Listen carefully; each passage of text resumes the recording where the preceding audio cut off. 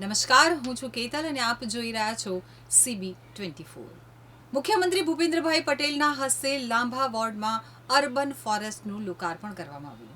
મુખ્યમંત્રી ભૂપેન્દ્રભાઈ પટેલ દ્વારા લાંભા વોર્ડમાં ઈસનપુર ખાતે બનાવવામાં આવેલ અર્બન ફોરેસ્ટનું લોકાર્પણ કરવામાં આવ્યું હતું.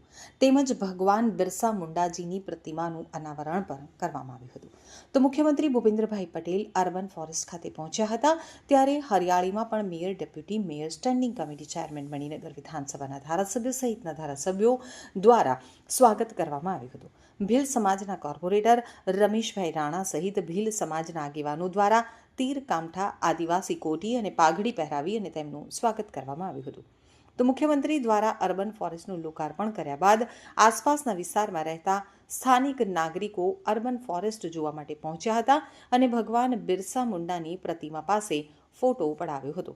ઈસનપુર વિસ્તારમાં આસપાસના અનેક ફેક્ટરીઓ આવેલી છે, જેના કારણે થઈ અને પ્રદૂષણ થતું હોય છે.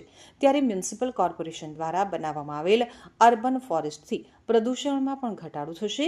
તો મુખ્યમંત્રી અને મેયર સહિતના નેતાઓ દ્વારા અર્બન ફોરેસ્ટનું લોકાર્પણ કરવામાં આવ્યું હતું, જેને લઈ અને આસપાસના ભીલ સમાજમાં ખૂબ જ ઉત્સાહનો માહોલ જોવા મળ્યો હતો. તો લાંભા વોર્ડમાં અર્બન ફોરેસ્ટની વાત કરીએ તો 4,464 ચોરસ મીટરમાં ₹55 લાખના ખર્ચે આ ગાર્ડન ડેવલપ કરી તૈયાર કરવામાં આવ્યું છે. મિયાવાકી પદ્ધતિથી સાગ, ખેર, વાંસ, સિરસ, સીસુ, અર્જુન વગેરે ઇન્ડિજિનિયસ પ્રકારના કુલ 8,000 જેટલા વૃક્ષોનું વૃક્ષારોપણ કરવામાં આવ્યું છે. ફક્ત એટલું જ નહીં, 250 રનિંગ મીટર લંબાઈનો વોકવે પણ તૈયાર કરવામાં આવ્યો છે.